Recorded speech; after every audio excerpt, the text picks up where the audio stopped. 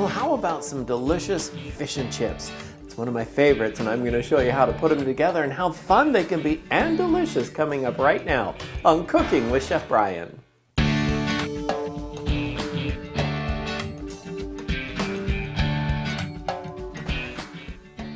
Welcome everybody to Cooking with Chef Bryan.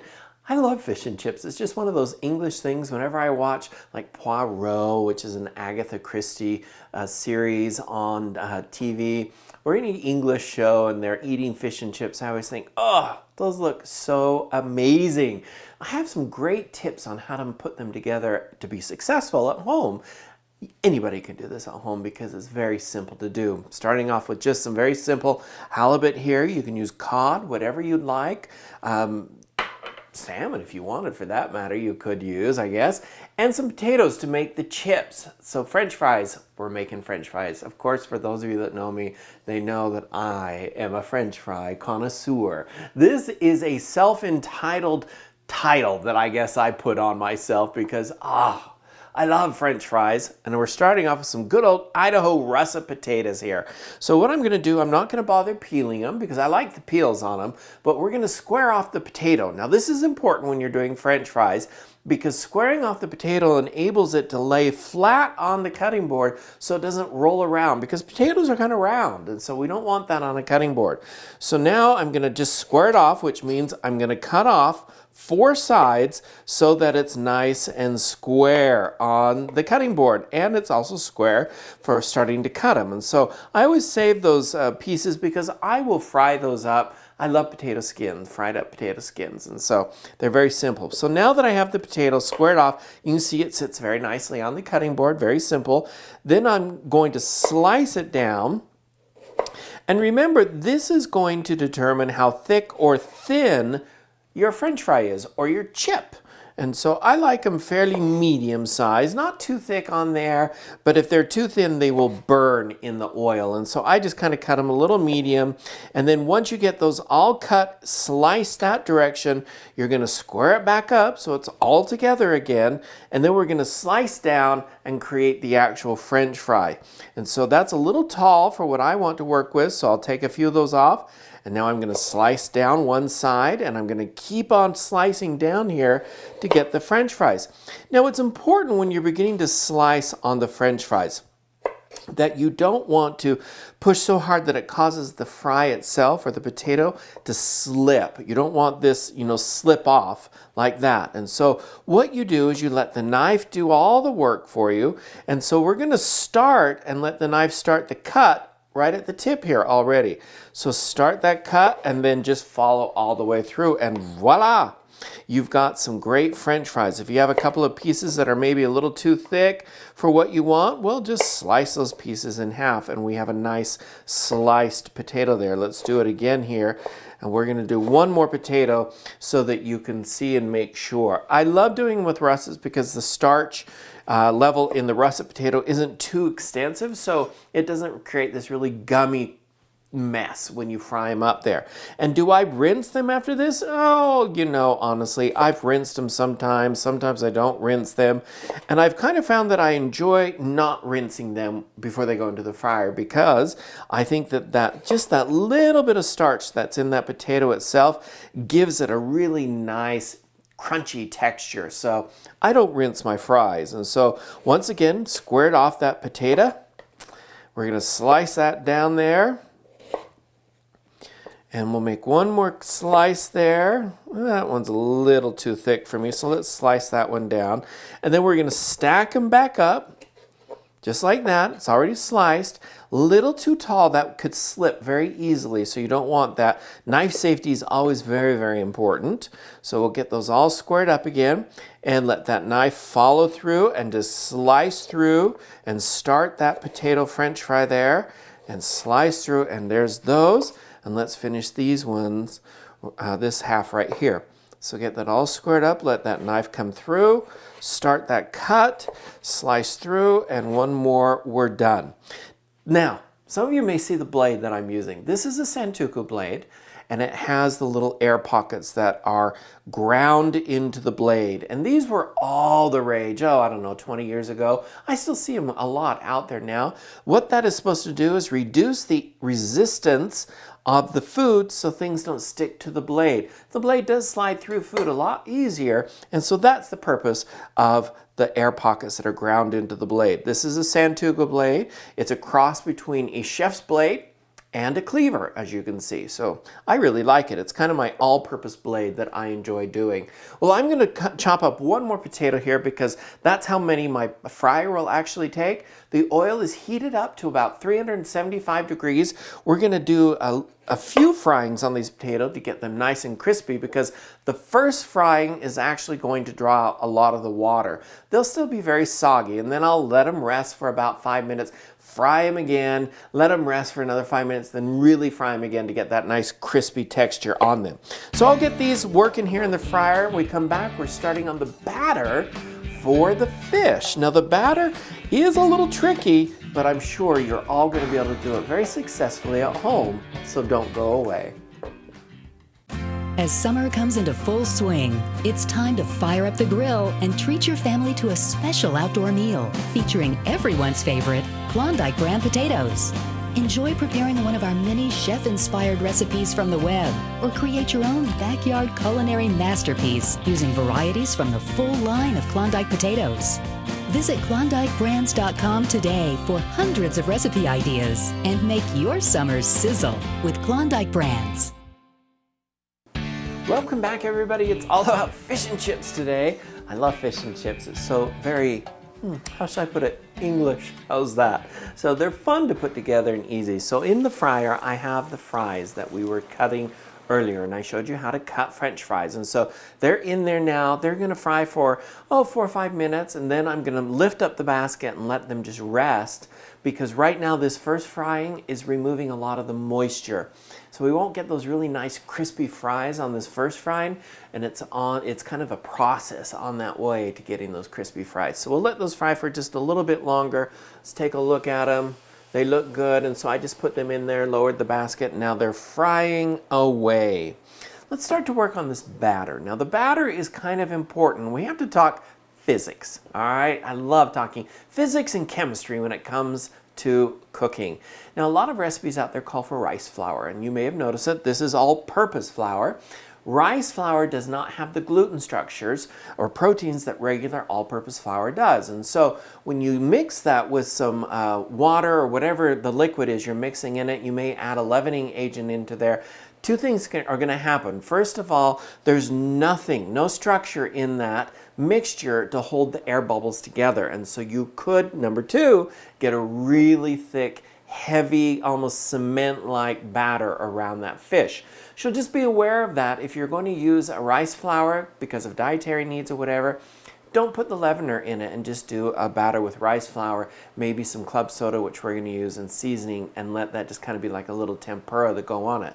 So just be careful. Remember that flour outside of a wheat flour does not have the gluten structure, and so it's not going to hold those bubbles in there that we want to let that batter around the fish when it fries up lift and become airy and delicious, like a cake, kind of. That's great. That's a great way to put it, just like a cake.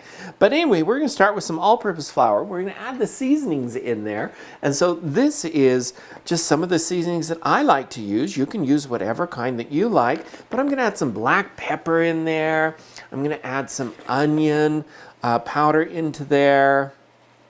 Oh, that pepper just came up a big whiff. Hope I don't start sneezing on you. Have any of you ever done that? You got a big whiff of pepper and all of a sudden you just start to sneeze? Well, I have. But here's some garlic powder. We're going to put some garlic powder in there. And then to this, I'm going to add a little bit of just dried parsley. So we'll get that dried parsley in there as well. And then I'm also going to add one of my favorite herbs into this, dill, dried dill. And so I'm going to add that into there. I love dill with fish. I just think it's really, really good. So let's get that added into there. I'm going to add a little splash of paprika in there. This will help give it some nice color. It's a little bit of a pepper, and so it'll help give some nice peppery overtones to it as well. And then I'm going to add in some salt. Now the salt you can do to flavor, to taste, however you'd like to. One thing I always like to do is just kind of put it in my hand like this before it dumps in, just in case something happens and it just falls all in there. So you don't have this massively salty mixture in there. Now, to finish that off, let's put a little bit of baking powder. Since I am using the all-purpose flour, I'm going to add that baking powder in there to give that batter a nice lift on there. Let's get those up so that they can be resting, and they look so good. Oh, I love French fries. Did I mention that before? I love French fries, and those are looking great. Now, once I get all of this into there, I'm going to take my whisk, and I'm just going to whisk that together so it combines all of the dry ingredients. And that's what you want to do. This is just a technique that I use with any type of baking things. If I'm mixing together baking powder with the flour for a cake, sugars, salt, cocoa, anything like that, I always whisk together the dry ingredients so that they're all nice and combined. And so that looks good. And then here's a little chef's trick for you. If you're not sure of all of the flavoring, maybe you want some more or something like that, you can't really taste it because it's dry ingredients. This is how you taste it. You smell it. And so you want those smells to be a nice rounded aroma coming off there with a well-balanced of onion and garlic, maybe that little hint of dill in there, the pepper you're going to smell in there as well. And once you smell it and it smells very good, you're going to go, that's a great amount in there. But don't worry, of course I have all the amounts. You can go to cookingwithchefbryan.com and grab and print the recipe from there. But if you're not, this is how you taste it so you can see it. Good old can of club soda. Club soda! Who doesn't love that? I love to just put club soda over ice with a couple of lemon pieces in it and just mix it all together with that and drink it. I love club sodas, so they're really good. Now this batter here, you're going to want it about as thick as a runny pancake batter. And that's kind of important. So you can see now it's fairly thick. So I'm going to add the rest of my club soda to it. Get this stirred up here. If I need to, I won't add any more club soda. I'll just add a little bit of water if I need to get that nice and runny so that it'll coat nicely our fish. So that'll be good. You can also use this same batter for onion rings. If you wanted to serve your fish and chips, have fish, have chips, you know, the French fries, or onion rings, it's a great batter for that. So I'll keep working here, guys. When we come back, we'll be working on the fish, so don't go away. It's no secret, frozen rolls are fresher than bakery rolls. You see, bakery rolls are made in commercial bakeries. Then they sit all day in stores. Some even contain preservatives because rolls begin to stale immediately. By the time you eat your roll, it could already be days old. Rhodes Bake and Serve is found in your grocer's freezer. Simply take Rhodes frozen roll dough home and let it thaw and rise in a pan. Bake Rhodes rolls in your own oven. Rhodes Bake and Serve, hot and fresh, right out of your oven. Welcome back, everybody, to Cooking with Chef Bryan. I'm showing you how to put together fish and chips today. We have the chips, or as we call them here in America, French fries, in here. And this is the third frying that these have done now. So they're pretty much done. They're nice and crispy. If you like them crispier than this, you can actually take them out, let them rest like this for about 5-10 minutes, and then fry them again, and that'll help crisp them up.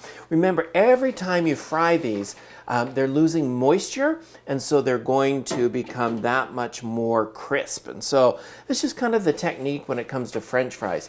Don't those look amazing, everyone? I've got a big baking sheet with some paper towels here to help absorb any excess oil. And now here's another secret when it comes to French fries, the seasoning. So I have found that I love to put this particular seasoning on there. And I know at home you're all going, what is it? What is it?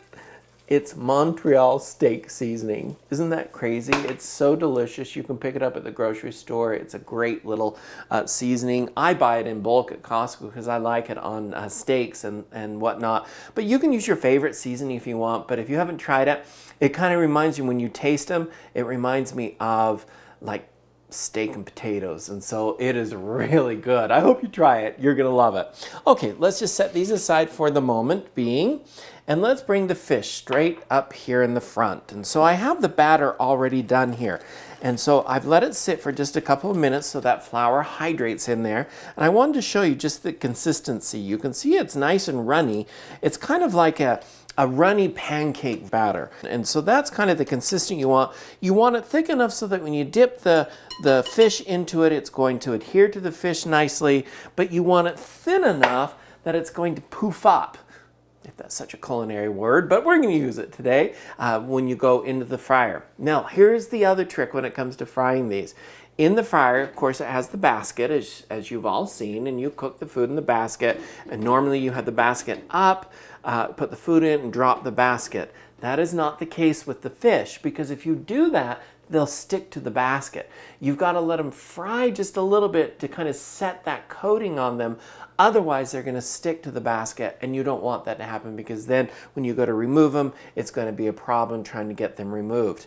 Now, these are a little large fillets here, so what I want to do is just cut them in half so that we have a little bit smaller of a fillet here. You can use any size that you want to. I just love this. I remember years and years ago, there was a restaurant in downtown Salt Lake City. And I don't even know if it's there. I haven't even looked for years and years and years. But it had the most yummy, that was my Idaho English coming out there. It had a really delicious cod like this, or fish and chips. So just a sec on the story there. I wanted to just make sure. So see, I've dipped it, and now I'm going to come over. I'm going to let that start to fry just a little bit, and then let that fish fall in away from me so that the oil doesn't splash on me. So that's important. Okay, so anyway, back to my fun story here. They had the best fish and chips there that I've ever had, and I just remember that to this day, how delicious those fish and chips were. And you know, this is pretty close to those. I think it has an extra delicious factor in it when you don't have to make it yourself. You can just sit down and enjoy it. And so that's the nice thing about this. When you fry up the fish, you want the oil at about 350 degrees. Let's turn that down just a little bit so that it has time to cook the fish and to brown the outside and not get it too cooked. You don't want the pieces so large that they don't cook evenly in there. And so just keep that in mind, a little trial and error on the fish. So these are going to cook up nicely here. So our French fries are done, or our chips. The fish is cooking. When we come back, we'll finish this all up. I can't wait for you to try it. As summer comes into full swing, it's time to fire up the grill and treat your family to a special outdoor meal featuring everyone's favorite Klondike brand potatoes. Enjoy preparing one of our many chef-inspired recipes from the web, or create your own backyard culinary masterpiece using varieties from the full line of Klondike potatoes. Visit KlondikeBrands.com today for hundreds of recipe ideas and make your summer sizzle with Klondike Brands. Welcome back, everybody. I'm kind of laughing to myself. I've been eating the fries, as you can tell. It's kind of like a deep fryer heaven on today's show with fish and chips. We're finishing them up now, and I actually had to make some more fries, so I just added them in to finish up with the fish that we put in here earlier. And now what I'm going to do is just take these out. They're going to go right onto my baking sheet here that has the parchment, or a little bit of the paper towels. I'm like, what's the word I'm trying to use? Now you can see how that is beginning to stick to the bottom of the pan. That's why I'm saying you have to be careful and let those cook just a little bit before they drop down to the pan or the basket. Otherwise, they'll stick just like that. So just be careful when you're removing them so that they come off of there. So we have our nice fish and chips here, and I have a little basket. I thought it'd be fun with a piece of parchment in here, kind of reminiscence a little bit of jolly old England. So we're going to put that in there. You can serve this with malt vinegar if you'd like, or balsamic vinegar is actually really good on it as well. So you can just try it. For the more traditional, you would use the malt vinegar. I'm not a big fan of the vinegar on there. I'm going to show you here in just a minute what I do love to put on there. And some of you may go, oh, I never tried that. So maybe it'll be something new for you. So I'm going to put these fries just down in there next to those pieces of fish. It looks and smells, honestly, I mean, how can you not love deep fried heaven? So let's just add a couple more of those French fries in there. Okay, let's move this aside here so you can see this. And what I actually like to serve, believe it or not, lime. Have you ever tried it with a slice of lime and you just take it when you eat it, squeeze that lime over there? It's very delicious. We normally try it with lemon, but hey, I'm going to give you a new one to try it with some lime. So some delicious fish and chips here. You can head on over to cookingwithchefbryan.com, grab the recipe off of my website. This is a fun one that you can put together for family or friends. And of course, you can always find me on all the social medias, Instagram, Pinterest, and Facebook. And I do pay closest attention to Instagram, Chef Bryan Woolley on Instagram. And if you have a question, you can always send me a direct message on there, and I'll be happy to answer that up for you. So some delicious fish and chips. I love it. I can't wait for you to try this at home. Thanks for joining me. I'll see you all next time. You can find all of these complete recipes on my website, cookingwithchefbryan.com.